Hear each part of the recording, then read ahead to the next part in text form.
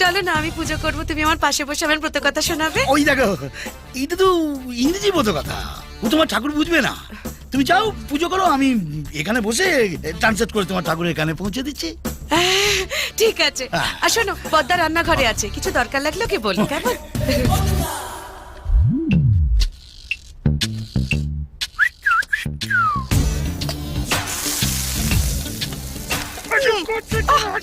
ছাড়ো না, কেউ এসে পড়বে।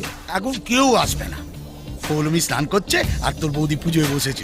আমাকে বলেছে পদ্মর কাছে যা দরকার চেয়ে নিও।